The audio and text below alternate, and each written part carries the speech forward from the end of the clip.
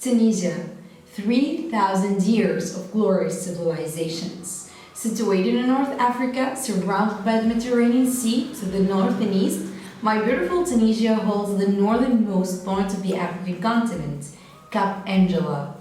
But before digging deeper into the treasures of my country, I would like to introduce myself.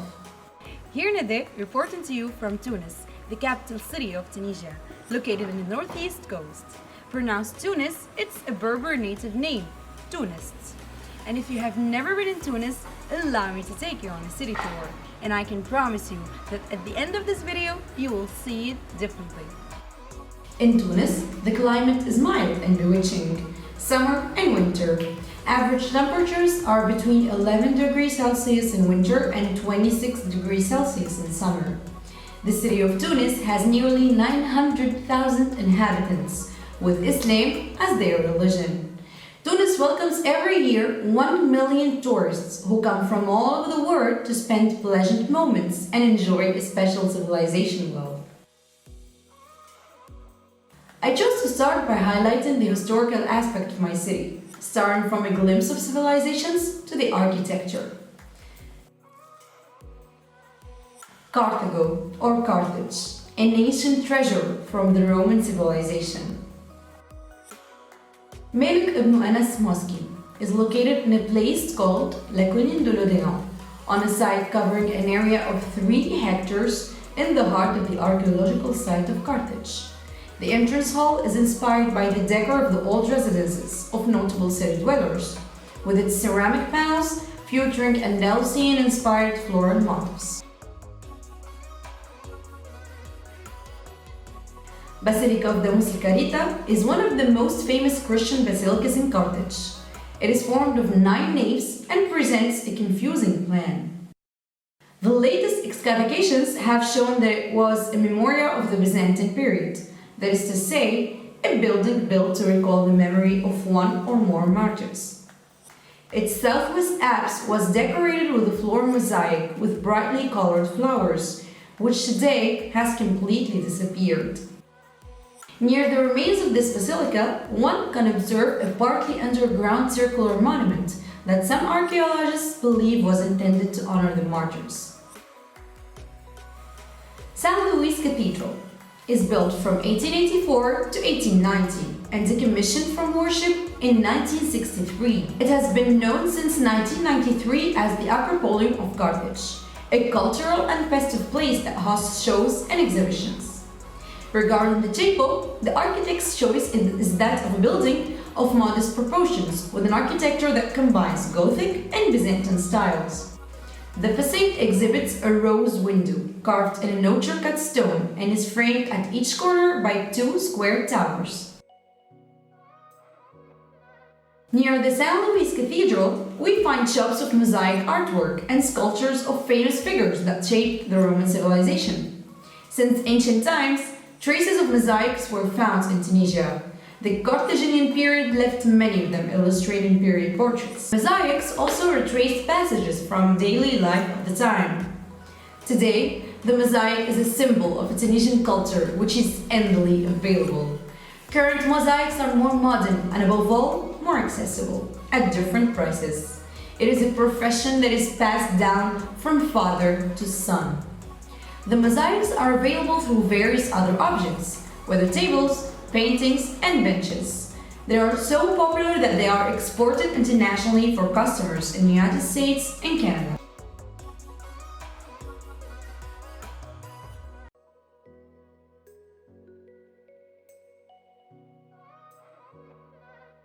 After making a quick tour in Carthage, I'm taking you to discover another place in my city, Sidi Bou Said. Sidi Bou Said is a town attached to the Carthage site and located about 20 kilometers from Tunis. Presents a former family house of the Tunisian bourgeoisie. From the 17th century, the charm of Sidi Bou Said attracted a lot of bourgeoisie in Tunis, who built luxurious mansions. Then, in the 20th century, it was the artists who fell under the spell of Sidi Bou Said. The village then welcomed famous writers such as Flaubert, Colette, and Simone de Beauvoir. Sidi Bou Said is the first protected site in the world and a tourist hotspot with a Mediterranean White and blue have become the official colors of the village, which is today nicknamed as the White-Blue Paradise.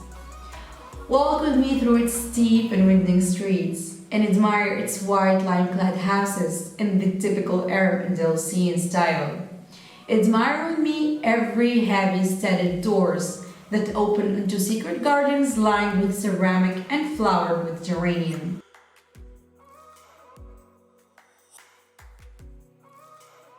And for years, after immediately having admired the steps of the door, it only takes a few steps to find yourself in front of the stall blessed by the gods.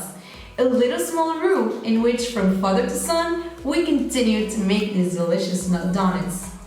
Called bambaloni, a good crispy donut with its powdered sugar and its subtle perfume. It is a bit like the Madeleine of Proust, but Sidi Bouzid style. Now it trades at 800 milliliters, which equals $0.29. But beyond the origins of bambaloni of Sidi Bouzid, these donuts are in reality Italian, and it is the Jews that brought them to Tunisia.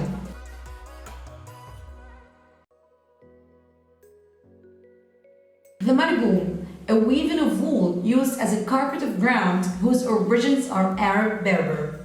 The artisanal production of margoum is a combination of the art of traditional weaving and drawing on wool. The craftsman prepares the wool and uses the loom and traditional tools.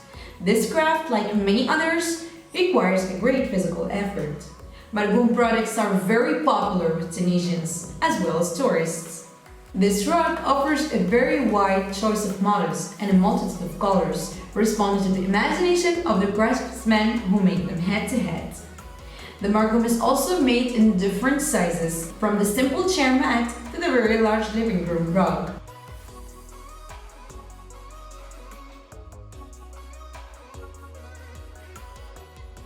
Now I present to you another specialty of the Tunisian craft field, ceramic painting.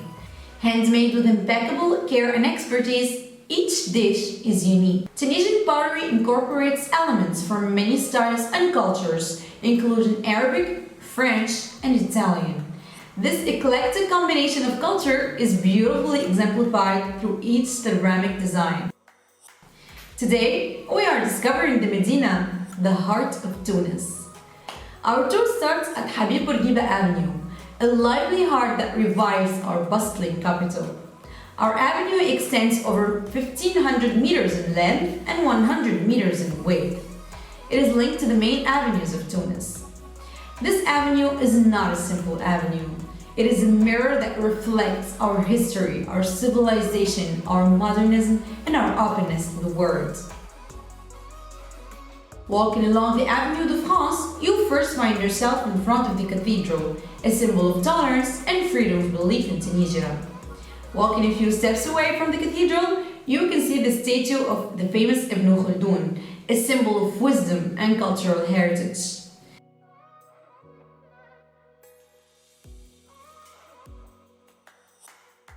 Leaving Habib Bourguiba Avenue and the Colonial District behind you, enter the Medina through the Porte de France or Bab Har. Bab Har is one of the doors of the Medina of Tunis, located to the east of the old enclosure or the Place de la Victoire. It takes the name of Porte de France during the French Protectorate, a name that is sometimes given to it today.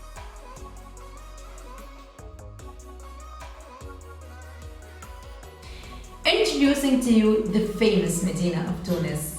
The 9th century Medina was originally surrounded by walls. Today, the walls are gone, but the area is filled with narrow streets, souks, mosques, and historic structures. The Tunis Medina became a UNESCO World Heritage Site in 1979 and has over 700 monuments dating back to the Almohad and the Hafsid period of Tunisian history. The Medina of Tunis has also been an important religious center since its inception. Thus, the Great Zitouna Mosque, located between the souks and the palace, is an architectural and theological reference for many Tunisians. Its minaret is visible from the nearby alleys, or from many terraces accessible from the shops, and it is possible, under certain conditions, to visit the mosque. The souk in Tunis is like those in many other locals. Narrow passageways and many small shops and covered buildings. There are at least 10 souks. Divided by corporation, the souks are organized around great mosques, perfumes, wools, fabrics, silversmiths, and shishiyas. A perfectly regulated chaos for centuries.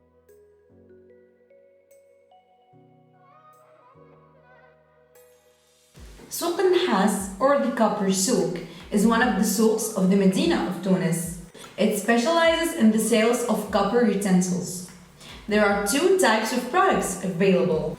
Copper kitchen utensils, which are increasingly scarce due to our competition from manufactured products, and the products of the crafts that are intended for tourist consumption and sell on tourist routes. The shashiyas. These red cups, so typically Tunisian, come from the West. It was in the 17th century Andalusian immigrants who had landed from Spain introduced this craft to Tunis. Over the centuries, the Tunisian capital will export woolen hats over the Middle East and in the Muslim Mediterranean, Turkey, Egypt, so on and so forth.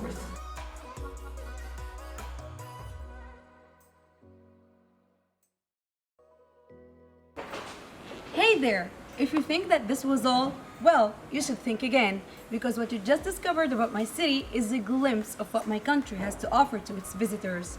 So, take a moment with me to think about what you just saw. Pick a date, book a flight, and join me in your next destination, Tunis.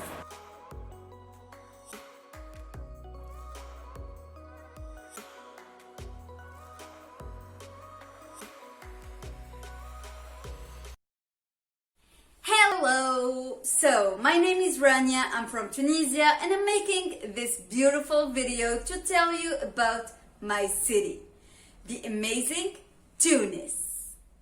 But first, let me share with you some informations about my country, Tunisia. Tunisia is a Mediterranean country located in North Africa. The beautiful and amazing fact about this country is that it has almost all kinds of tourism that you could ask for. First, deserts. For those who like going on squat or camel tours or enjoy the beautiful sunset view of sand extension. It has also multiple mountains for backpackers with beautiful nature and mesmerizing fountains. Third, beaches.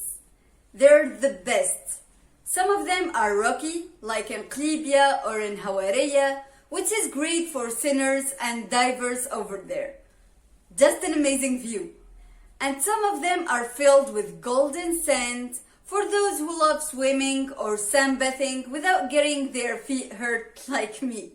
Tunisia is also filled with forests, which is encouraging for campers over there who can organize their trips with camping companies. My best camping company is Tunisian Campers. You can check them. People are so friendly in here. For a reason or another, they also really like tourists and they take a lot of care of them. Tunisians speak Arabic and we kind of get all the Arabic dialects too. Most of us speak French as bilinguals, and almost all the young people speak English. So if you can speak any of these languages, don't worry about communicating with the locals. You won't have any problem with that. Now, moving to Tunis. Tunis is the capital of Tunisia. I'm gonna share with you all the important tricks, tasty traditional restaurants, and must-go places for you to visit and follow. Starting with food. If you come to Tunisia, you need to try these dishes. Kafteji, which is a mixture of small pieces of fried vegetables spiced with homemade harissa and garlic. Couscous. Well, I don't have to explain couscous for you. Everyone knows couscous. Third, mloukhaya, cooked with the powder of an herb which is called mloukhaya. It's so tasty, it's so minty. You should really taste it and remember to eat it with bread. There's also lablebi. Its main ingredients are harissa, chickpeas, olive oil, and cumin.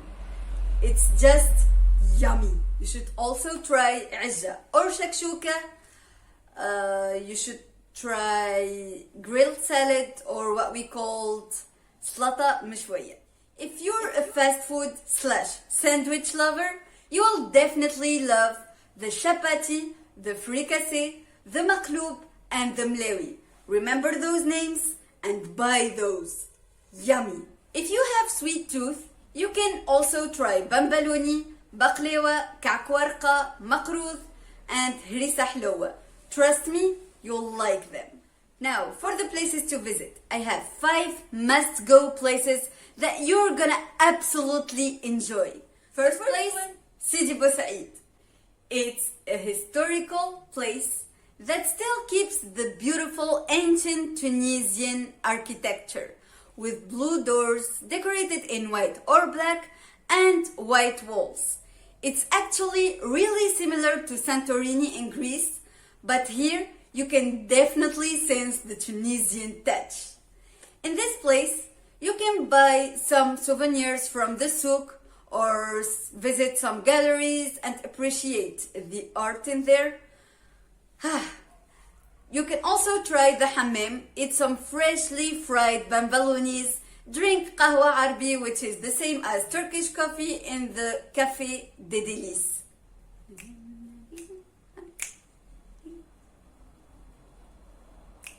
Yeah.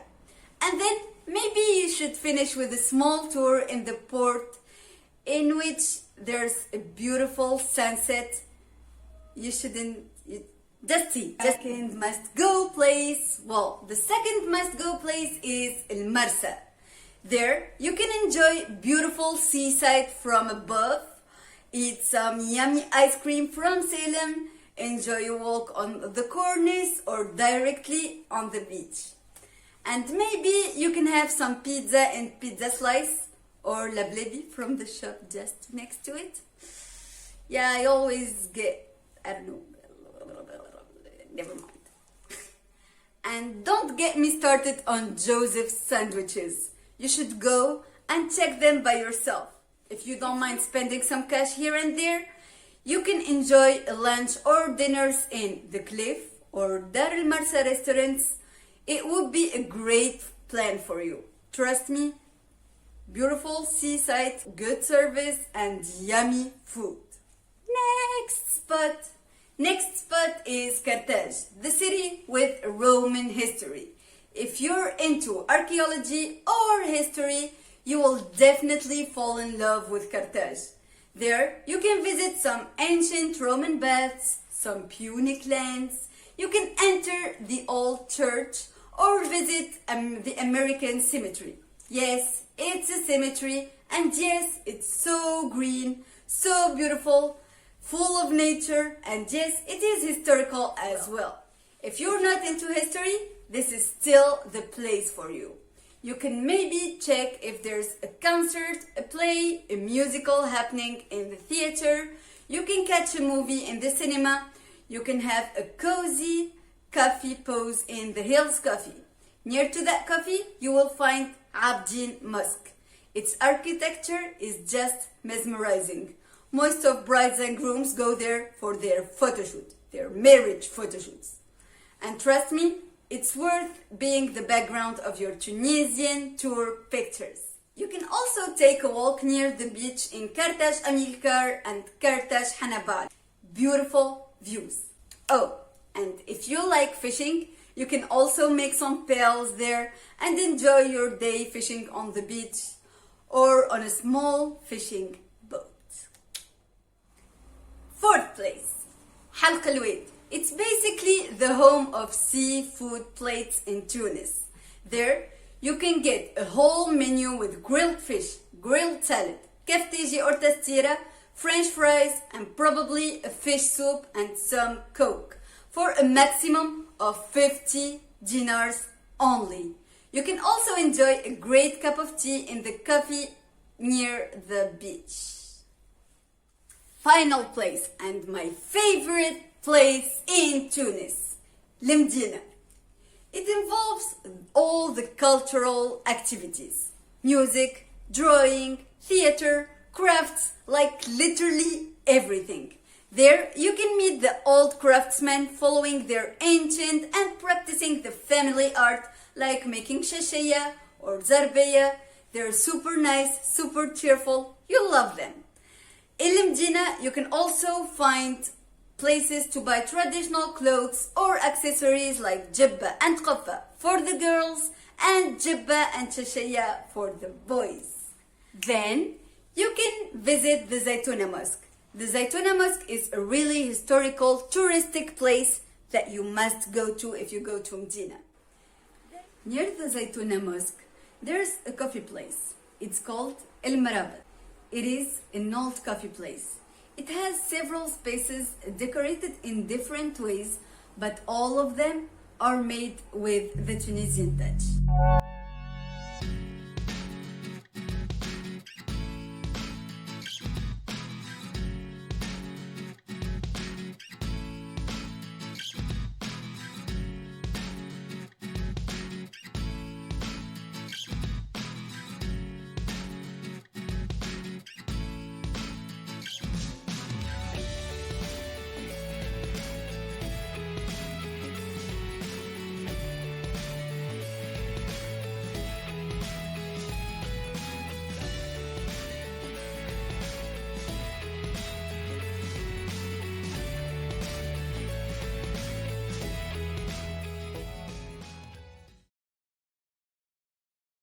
El Marabat always organizes events and concerts.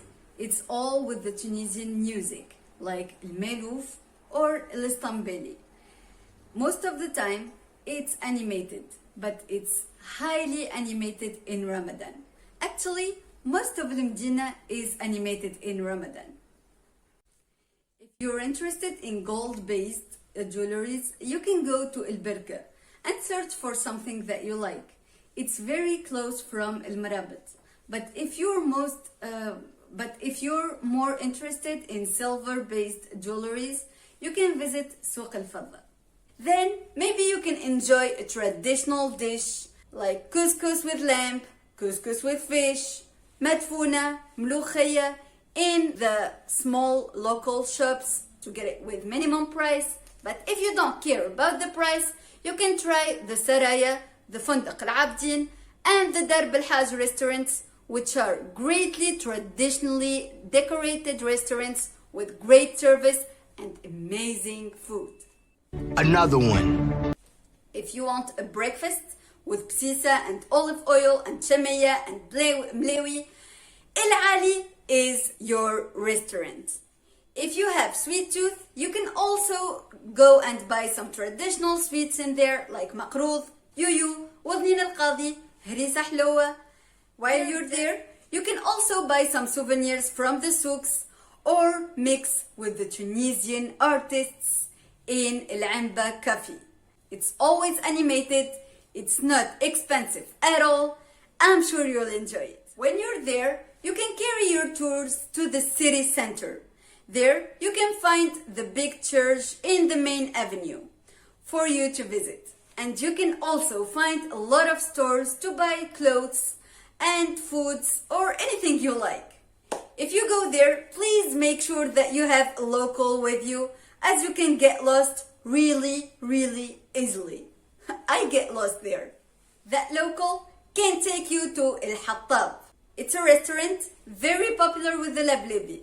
Yummy, yummy, yummy.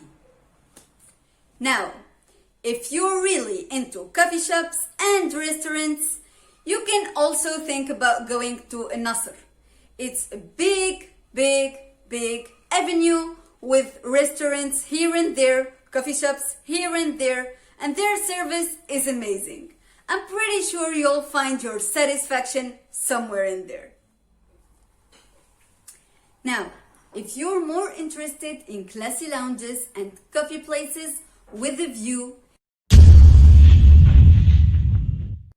it is then better for you to visit Les Berges du Lac. There, you can find amazing lounges with good service and a mesmerizing lake view. This lake is actually a continuation of the seawater coming from Halqa al-Wait. Now, if you have kids, this is definitely the place for you. You can let them play in Miami Yard with their bikes or with the clown or with small toys and games sold in there or that you can also rent. You can also take them to the amusement park called Dahdah with kids and adults entertaining, full of adrenaline games.